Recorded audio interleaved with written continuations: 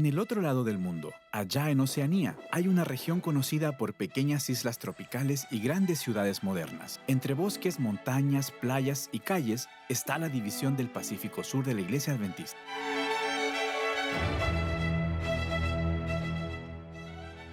En este hermoso y vasto territorio existe una gran variedad de personas y culturas que hacen de aquí un lugar un tanto desafiante. Aquí la iglesia ya cuenta con más de 500,000 miembros y 2,000 iglesias, pero el 80% de todo esto está en un país en particular, Papúa Nueva Guinea, junto con otras islas del Pacífico.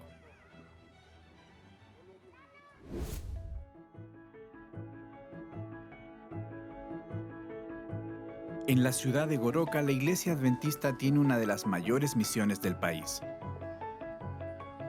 Al manejar por las hermosas carreteras de la región central de Papúa Nueva Guinea, es difícil no notar los signos de la iglesia adventista del séptimo día.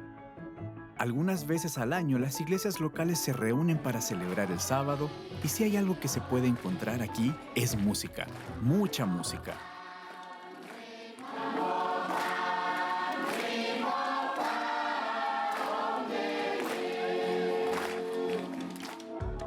Ella es una parte súper importante del culto y por eso todos cantan con mucho entusiasmo y alegría.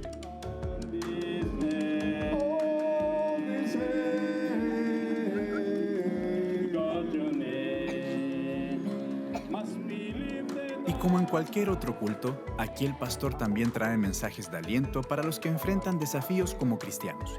La diferencia es que estos desafíos pueden ser las creencias tribales, supersticiones o la lengua. En Papúa Nueva Guinea se habla más de 800 lenguas. Es el país con más lenguas en el mundo y por eso predicar allí puede ser un poco más difícil. Pero existe una lengua que es universal, la comida. Al final del culto todos se juntan para desenterrar la comida, literalmente. Mumu es un plato típico de la región. Si lo quieres hacer en casa, necesitarás de un agujero en la tierra, piedras calientes, hojas de plátano y vegetales. Después entierras todo, lo cocinas durante unas horas y listo.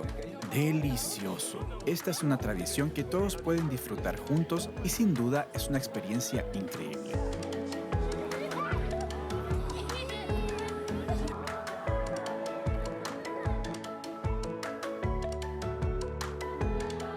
El sábado es realmente un día lleno de alegría, con programaciones durante todo el día para personas de todas las edades. La Iglesia Adventista en el Pacífico Sur comenzó en 1891, cuando Elena D. White, cofundadora de la Iglesia Adventista, llegó a la región siendo básicamente la pionera del trabajo aquí. Ella vivía en Corabong, en Australia, un poco lejos. Pero su trabajo como misionera y escritora creó la base para los primeros esfuerzos de la Iglesia en el Pacífico Sur. Hoy el legado de esos primeros misioneros continúa y el mensaje del Evangelio es predicado por toda la región. Todavía hay lugares un poco difíciles de llegar, pero como sea, la gente aprenderá más acerca de Dios, sea oyendo su propia lengua, cantando una canción o compartiendo una buena comida.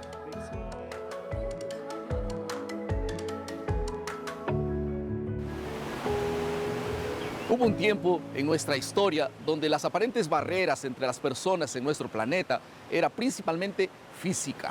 El mayor problema estaba relacionado con el transporte de personas, los mensajes, las distancias para llegar a los lugares más aislados de nuestro mundo.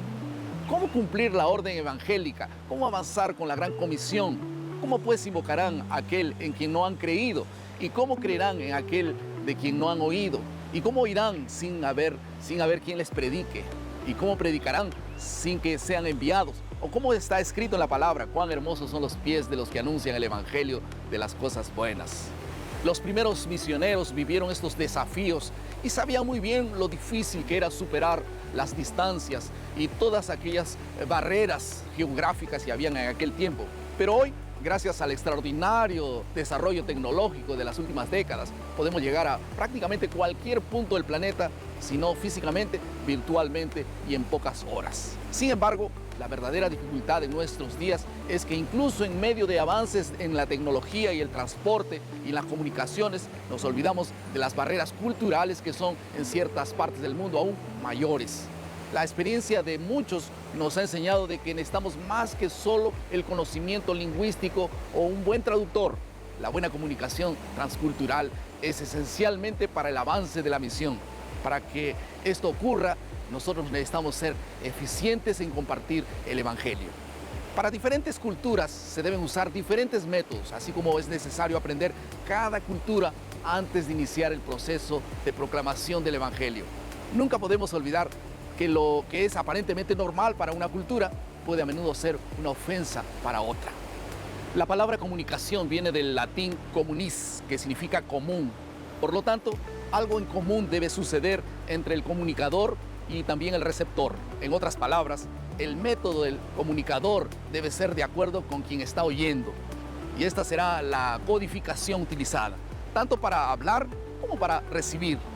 Para que la comunicación sea eficiente es necesario conocer la cultura o el código de quien está oyendo, pues esa es la forma que se recibirán y entenderán también lo que nosotros queremos comunicar.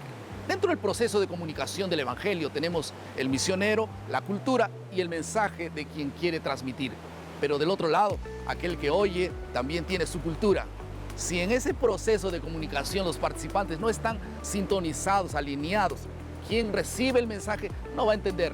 Por eso es tan importante que el comunicador conozca la cultura de quien está comunicando.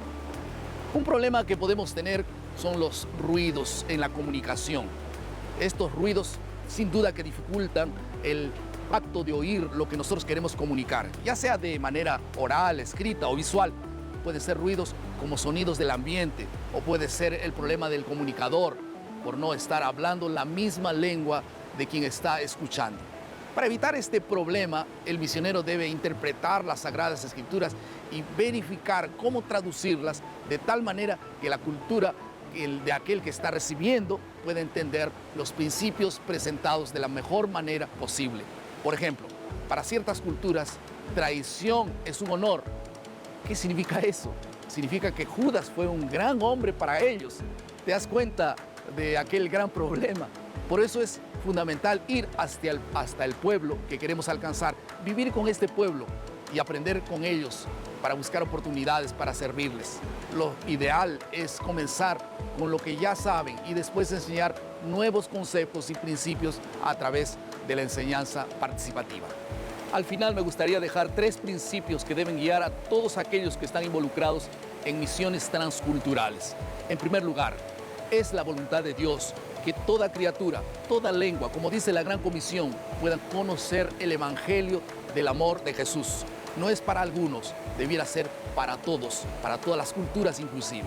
En segundo lugar, las autoridades del gobierno son ordenadas por Dios, dice la Biblia, independientemente de si reconocieron o no la soberanía de Dios. Nosotros debiéramos respetar las autoridades donde estamos. Pero en tercer lugar, no debemos olvidarnos de que cuando las leyes de Dios y las leyes de los hombres entran en conflicto, los verdaderos seguidores de Dios deben obedecer las leyes del Creador en lugar de las leyes de los hombres. Así como Jesucristo se hizo hombre para poder comunicarnos el amor de Dios, nosotros también debemos buscar medios para que con sabiduría podamos comunicar el mensaje del Evangelio eterno de manera comprensible, relevante a todas las personas. Lea, estudie y conozca la cultura que usted pretende alcanzar. Y sobre todo, siga el ejemplo y el método de Jesús. Siempre será el más eficaz. Y que Dios bendiga tu ministerio, tu misión, donde quiera Dios te envíe. Que Dios te bendiga.